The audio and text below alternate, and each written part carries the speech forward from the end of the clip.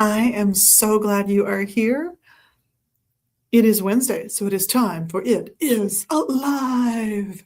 Yep, It Is Alive is what we're doing today. It should be a fun one. I have so much to share with you guys. I'm so looking forward to today. And now that we've added our Instagram folks back in, I've got your comments up. Thank you for submitting them. And let's just start with come in and grab a reading if you'd like from one of our readers. This is a great time of year, December and January, to come in and get a forecast for the year ahead for 2026. But it's also great to get a general reading at this time of year, as well as if you've got something specific you'd like help with, come on in and grab a reading. So our reader's schedule, just so I've done it, today is Wednesday. She will be with us all day from noon to 6. Thursday, December 25th, we will be closed. No readers that day. I'm very sorry. Good day to do a reading for yourself if you got a tool for that. And trust me, you do. We'll maybe talk about that later. On Friday, Daryl will be here probably all day as Ravenwolf is on vacation for the next week and a half. So he is leaving town that day and will not be doing readings. On Saturday, Eshu will be doing tarot and palm readings from noon until 3, followed by Margaret doing tarot readings. Sunday, Eshu will be back again from noon to 6. On Monday, we'll have Daryl from noon to 2 and Morpheus doing dream interpretation from 2 to 6. Now, Daryl, I should say, does an oracle card reading with the deck he designed himself. It is amazing, and he's brilliant at reading, but the deck is so cool. I know he's planning a Kickstarter to get that deck printed in quantity so that you guys can grab it if you need it as well. On Tuesday, we'll have Daryl probably all day subbing in. Eshu might pick up that first 3 hours. We'll see. Wednesday, Eshu will be back with us all day again. And that takes us full cycle. So what are we drinking today? I did not take the time to make tea. I've been very bad this week. So I have water. But I actually secretly like it as someone who works so much with herbs and with people who need help with herbs that I secretly like it when you skip your herbs once a month or so. It gives the body a chance to kind of reset, panic a little bit that it's not getting that resource, and it can make the resources a little more effective in the long run. There are also people who like that with vitamins. Take a weekend off. It's not going to really hurt you. And it gives your body a chance to kind of reorient itself back to, do I need that or not? It's kind of a useful tool. So that's the readers. That's what am I drinking? What am I wearing? Well, I've got some jewelry on today. Some is from one of our bigger consignment people, and some are Tracy's treasures. So I've got a lovely faceted amethyst here, and I've got a faceted kyanite here. This one, of course, it's from my second wedding with my husband. Never got divorced, just chose to get married a second time for fun, a recommitment ceremony, if you will. Then I've got this lovely piece and this one over here, the little lotus symbol, and of course my original engagement and wedding rings. Yay. And a scarf from Jerry's Imports as well. This one's so cute. It's full of butterflies. I just did a little tie with it just for fun, just to do something different with it today. I have some stuff for you that I have been seeing our customers really, really looking for and coming in and buying. Sometimes as stocking stuffers or little add-ons for kids, sometimes as the main gift for somebody. But I thought I'd start with the little guys. So we've got these little, we call them stuffies, stuffed animal type things. They're quite firm. They're not squishy. They're stuffed with something that's, something along the lines of sand. But we've got little snakes, we've got tiny elephants, we've got all kinds of geckos and iguanas, all kinds of fun stuff. And I'm seeing a lot of people picking those up. Probably, I'm guessing, mostly for kids, but hey, everybody needs toys and fun stuff. The other one that's been really popular have been these little guys. They all have something about them that wiggles. I'm trying to figure out how to pick this one up so you can see it and still see the wigglies. It's a little penguin. And I still have like a medium-sized bin of these from Jerry, same lady who brings us the scarves. And I just randomly put my hand into the back of the bin and grab replacements, so I never know what I'm bringing up. And sometimes, therefore, we will get a run on penguins. Or right now, I have a couple, at least two, if not three, of these little fishies for some reason. So someone in the universe must want them. They are fun. They're an easy little extra grab, little add-on. Some of the other pieces that people have been gravitating toward are these lovely dream pillows. Now, the pillows are fun. These, by the way, are all brought in and or made by local folks. These dream pillows have a little pocket sewn into them, and then there's a little stone in a plastic bag that they come with, but you can fill the little pocket with anything you want, and so that you can dream on it and have those energies in your sleep as well. So I like the fabrics they chose for these. I think they did a really outstanding job with them, but they are fun. Another really common one right now are these incredibly warm mittens. I know I've talked about them before, but they're so cool. They are wool, so they're super warm, but they're also lined with a fleece fabric so that even if you're allergic to wool, these are comfortable to wear and so warm. They fit me, and they fit me. So I wouldn't be looking for these for the person with the biggest hands in the world, but if their hands are like medium sized, these will go really nicely, and they've been really popular. Another one that people have been really gravitating towards are these bath sets. You're getting 3 baths, one like 2-cup jar and a couple of 1-cup jars of different signature scents that are just coming out for this season from this maker. They are delicious. They're all different. So I've seen people buy the set to give, and I also heard one person saying they're buying the set so they can cannibalize it and fill the box with some other stuff and one of the baths to give as gifts. All good options, all good options. So we've got a few of those left. And then the most popular one I'm seeing from the local makers going are these spirit balls or witch balls. They are all different intentions, I think, at this point. We used to have 2 of each intention for the most part, but they've been selling really fast because they are incredibly cool with what's in them, how they look, and the cord will actually designate what it's for. That's how the maker does it. So this one is the Dreams Spirit Ball. They are fun. They are incredibly good looking pieces and really taking off in popularity for gift giving season. So come grab them while you can. Of course, we've got wonderful books and all kinds of fun stuff that way too. But these are just some of the things I'm seeing people really gravitating towards during the gift giving season, maybe getting the things that they would like to get themselves that they're then sharing with other folks. So it's fun. I should also add that while we did do a large run of grab bags, we are down to the last 2 little grab bags. That's all we have left, or just 2. What kind of shampoo do witches like is on one of them. To know the answer to the riddle, you must either come in and see the back of the bag or Google it. But there've been all kinds of fun ones. And there are now 2 left for folks to come in and grab if they're ready for them. They are 11.11, and because I get asked a lot what's in them, I don't know what's in an individual bag. Even though I'm the person who put them together, I don't remember. There's generally some kind of book. There's generally some kind of incense. There might be stones. There might be a tarot deck or an oracle deck instead of a book. There might be like a 1-card reading might be in each box. In each bag, it really varies what goes in them. I don't think I got to the mini dream catchers as one of the possibilities, but stone points went in some of them. It varies pretty widely, to be honest. You never know what you're going to get. That's part of the fun of the grab bag, but they're usually worth 2 to 2.5 times what the price is on the outside. So sometimes they're worth more. I've got to be honest. I don't usually change what I put in the gift bag, whether it's a brand new book or a used book.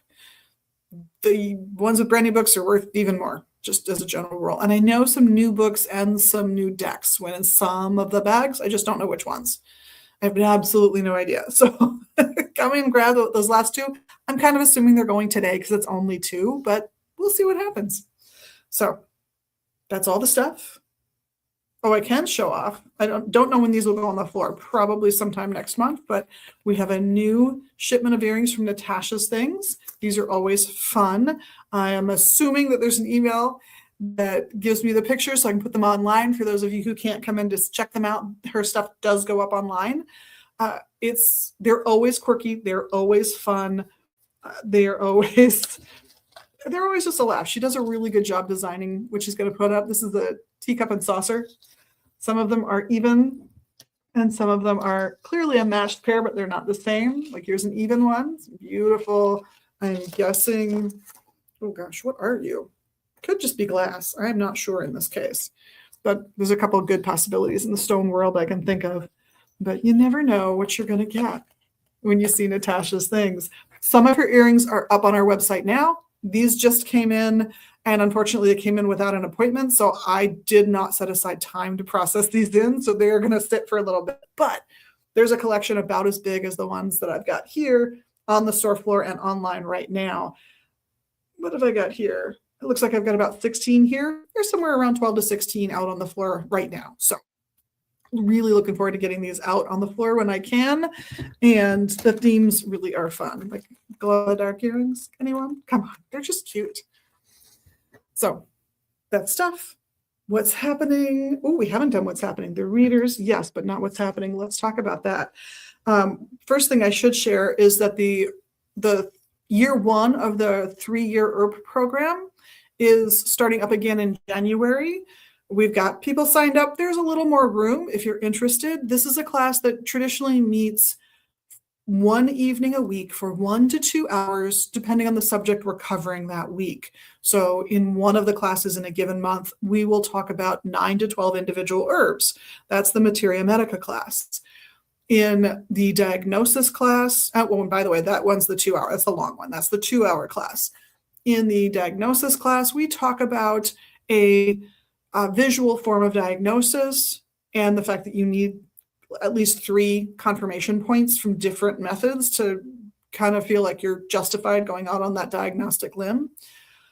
That we do 8 different diagnostic methods in the 9 months of the year 1 program. We spend a lot of time defining what different colors mean in the first 2 classes when we're covering facial diagnosis. So that's why there's only 8, even though it's 9 months. In remedies, in year 1, we go over lots of different kinds of remedies. We're usually talking about 2 or 3 kinds of remedies and putting something together. And those 2 classes are 1 hour each. Both diagnosis and remedies are each 1 hour in those evenings when we meet for those. And then the other class is organ systems, or the fancy name somebody gave it, which I do love, is the body and its relationship to herbs. And in this class, we're going to spend maybe 20 minutes on anatomy and physiology. We'll get into the basics of the organ we're talking about. And in year 1, it tends to be the gross organs. So the lungs, the liver, that's how I think of those. Lungs, liver, digestive system, just your basic stuff. Year 2 is endocrine, and it goes on from there. But in year 1, we're going to cover, say, the lungs, and we talk about coughs, and we differentiate how you would choose one herb over another, which means we're starting to really dive into those tissue states that we rely on in Western herbalism, as I was trained to do, between basically, is it too hot or too cold or just right? Is it too tense? Is it not tense enough to function well, or is it just right? Is it too dry? Is it too wet? Or is it just right? And where are those places? Where are those differences happening in the body? Because if you have a fever, you're hot all over, but maybe just part of you is overactive and overheating. And we just need to look at that part of the system. And we get into that in this class, and we get into that in diagnosis. So both in the body and its relationship to herbs and diagnosis. We spend a lot of time tasting herbs. So if you are interested in taking this course by tuning in from a distance, which we absolutely do, sometimes due to weather here in this, where we're located in the winter, we might delay class by an hour. So I have time to get home, and we're going to do it all online. But we do encourage then for folks who know they're not going to be here, they're doing it from Kentucky or they're doing it from Texas, that they also, in addition to the class, purchase a little herb kit so that they can taste the herbs with us, because you learn a lot by what the herbs taste like. There was an herbalist here in Minnesota who once said, his name was Tismal Crow, and I will not get the quote right, but the gist of what he was communicating was, if you're a good herbalist, you should be able to be dropped anywhere in the world that has vegetation, and by looking, have a pretty good idea of what most of those plants do. Look, you taste, and you should be able to suss out a lot just from that. I think he was a little more harsh in how he phrased things, but but there you go. So that class is coming up, meets for 1 to 2 hours. Like there's a 2-hour class, there's an hour and a half class, and that's the organ systems class, and remedies and diagnosis are each an hour for 9 months. There's a lot of things involved, so I don't recommend stepping in after the program starts. I do recommend starting from the very beginning, but we've got folks signed on, so I'm definitely doing it. So come on down if you're interested, get yourself signed up. It's a blast to do. Other events that are coming up in the next few weeks, this Saturday, the 27th, if you have had enough of the fam and you just need a little escape, fascinating astrology class with Adam, the astrologer. Really nice class, happens at 3 p.m. this Saturday, December 27th, 2025. The following Sunday at 10 a.m., we're doing the Intro to Gardnerianism class. That's before the store opens, so you want to get there pretty close to on time. Got a really nice crew shaping up on that one, and really looking forward to everybody else joining us as they're ready. At noon, there'll be a Reiki share on the 28th. That's the Sunday.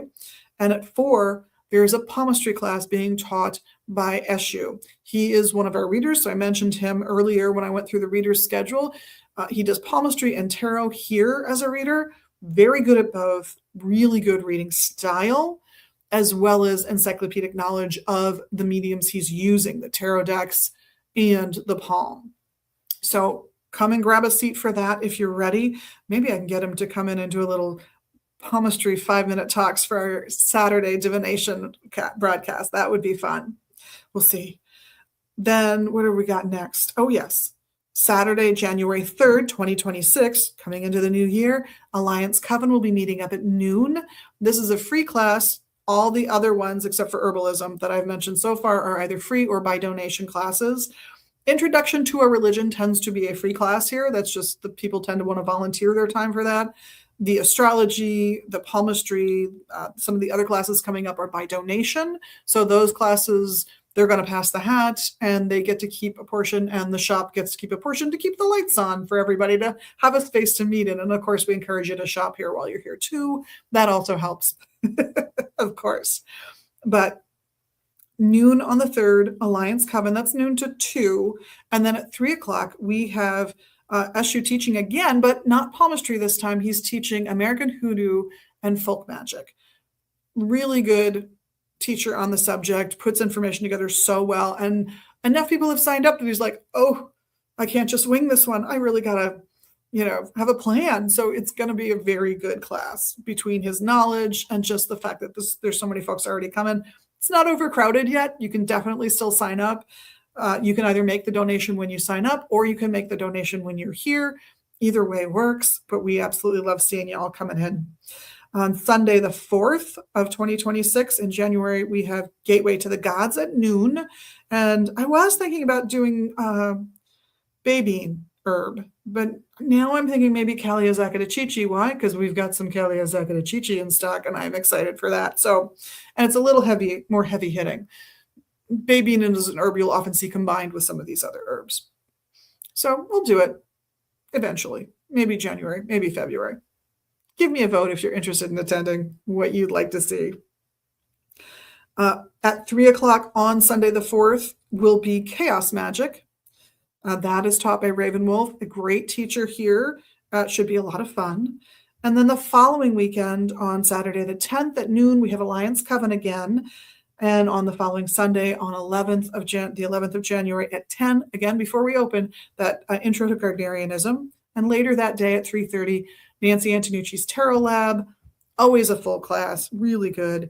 And then I wanted to just mention the following weekend on Saturday the 17th, we'll have the Container Magic class that Daryl has been offering. That's at 3. And on Sunday the 18th, Reiki 1, which folks are signing up for already, so get your spot if you want to start the new year with a new you and a Reiki first initiation and class. It is always a good time. How long is the class? Depends honestly on how many people sign up. The initiations are still done traditionally one-on-one with meditation time for the people not going through the rite at that moment. So a few hours of lecture, time for each individual initiation. So I don't know. It depends on how many people are there, but figured 10 to 15 minutes per person. And then some time to practice the things we've been talking about already. So lots of fun. And of course, there will be more coming up, including a used book sale is going to be coming up near the end of January. So stay tuned. We've sorted through a whole bunch of estates that have come in the last few months and at least have a rough idea of where things are going, what we're going to be charging for things. So we'll see. But end of January, we'll be opening part of the downstairs collections that go up online, as well as having more used books up here. I'm looking forward to maybe getting a couple more bookcases in our hallway right behind me on the other side of the wall that's behind me so that we can get more used books up here for you guys. But I've also got a couple bookcases plus worth of stuff that's waiting to go up online. That's a little bit more, spendy, but still quite affordable for the most part. So, and there's some interesting pieces and there's some fun stuff in there. So that's what's happening. I think I'm going to sneeze. Give me a second here. Oh, thank you. Sneezed away. And that brings me with what I thought I'd talk about today.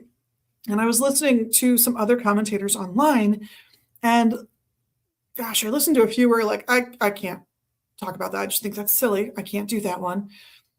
But then somebody started talking about patron deities and what that means and how that works. And I thought, wow, that's a really important and good topic, because every once in a while there's like a wave that goes through some of these communities, pagan communities, witchy communities, sometimes even ceremonialist communities, I'm noticing, and others, I have to admit, where people are starting to sort of boast about having a patron deity. They're excited to be having a patron deity of some kind. And when you talk to some of these folks, they have a patron deity. And when you talk to some of these other folks, that's not really what we're talking about. We're talking about a deity they like, that they're going to return to when they feel the need, but not necessarily a patron. And the difference is interesting, I think. And I think there's a couple ways to develop a relationship with a patron deity, but I think the key word is relationship. This is a deity that you are compelled to worship. This is a deity you're compelled to develop a relationship with, that you are compelled to get to know really well. You might choose to do this because you have been getting little knocks energetically, psychically, what have you, and it's as though there is a deity that is out there that is demanding your attention. That's fantastic. They're saying, I like you. I want to work with you. That's the beginning of maybe having a patron deity, a patron god, or a patron goddess.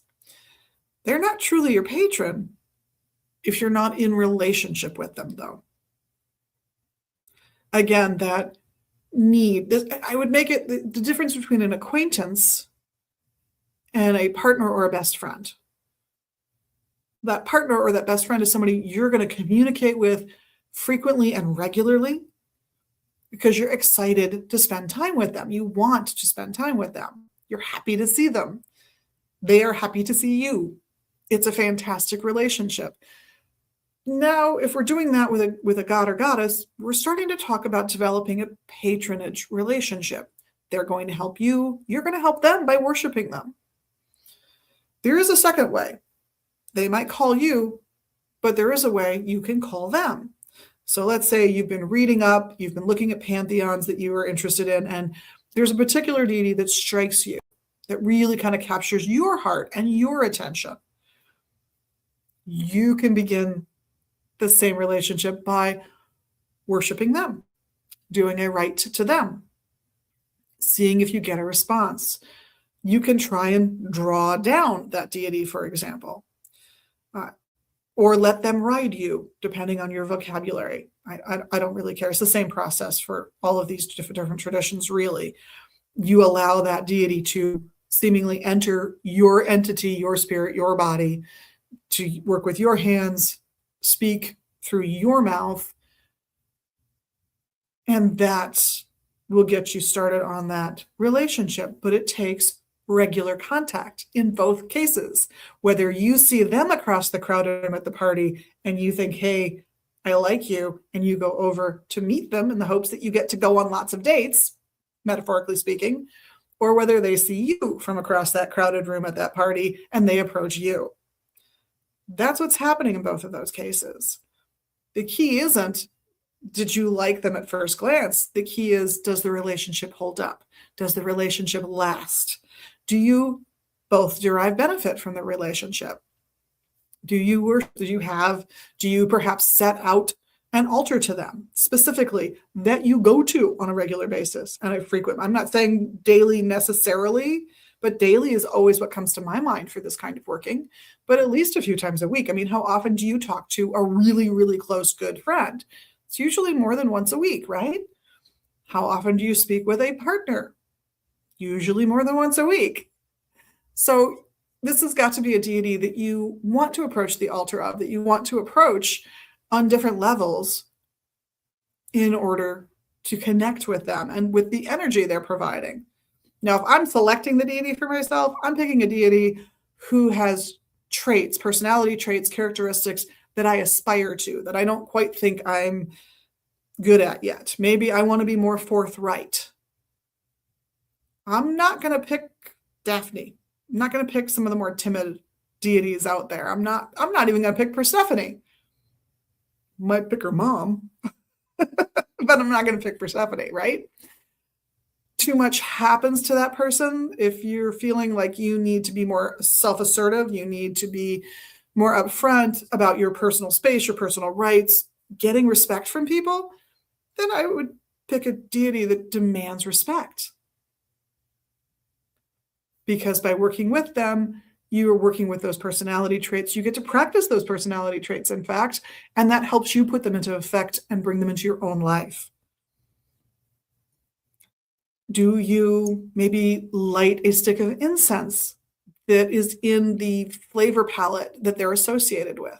Maybe they're associated with citrus scents. Do you maybe take a little essential oil that's mandarin or sweet orange or lemon or lime and put that on a diffuser, or even make incense? It's super easy to make stick incense, by the way, if you buy punk sticks. Punk sticks are just scentless sticks. They're just the charcoal and the medium, the scent will go on.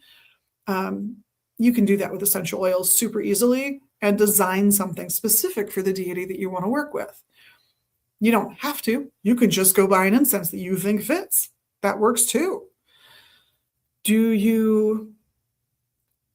you gone out, if you're making an altar to them, does it have an altar cloth? Does that altar cloth fit the color scheme associated with that deity? You want to have layers of symbolism to reinforce the relationship with that deity at that point. If, on the other hand, this is just a deity that you turn to every once in a while because you're having a tough day and maybe you're not going to think about them for the next 3 months, they're an acquaintance. They're not a patron. They're not at that level for you. And there is nothing wrong with that. It's good to have acquaintances. It's good to have friends. It's good to have best friends and life partners. But those are all different kinds of relationships. What I don't want what I don't want to encourage at all is for you to find an enemy out of a deity. Let's avoid that if we can, shall we? That's just not worth the hassle. And why practice animosity? That seems counterproductive, just generally speaking. And there's no limit in terms of creativity to how you forge that relationship. I literally have read of one coven's requirements, and this might be a defunct coven at this point, I have no idea, but their requirements included, as a pre-initiate, you would choose a deity you wanted to work with. So you would actively pick who you would like your patron deity to be, and you would research them. So you'd be presenting, either doing a presentation, or you would be writing papers for your instructors, the leaders of the coven, to demonstrate your knowledge of this deity, your research. You would also, in this particular group, begin as a first degree working with that deity on your own, individually, not as part of group work, but to have your own relationship with a deity that is separate and apart from what the coven is working on. And as a second degree, you should have worked with that deity enough that you can allow them into your body, that you can embody them, and even spend a whole day out in the regular world being that deity, which I actually don't recommend. I can't imagine some of these gods and goddesses driving a modern car. And I don't want to take the time to explain it to that deity if they're not aware. They might be, they might not be. It really depends on who you picked, what their relationship is to the outside world right now. I don't want to, there are things I wouldn't want to do. But to let them fulfill your body and get messages from them, however you do that, whether you record yourself with your phone, whether you allow them to write you messages so that you can retain that knowledge when they leave your body. Because for some people, they can't remember what happened when that deity enters their body. For some people, they can remember, but they don't feel like they have control. And for others, it feels cooperative. I'm sure it varies from person to person and deity to deity. But those two deeper forms of possession, I think they require a ritual context for your safety, for the safety of others. This shouldn't be something that you're doing willy-nilly, spur of the moment. It should be something that you contextualize. It only happens when you light a particular incense you don't encounter on a regular basis.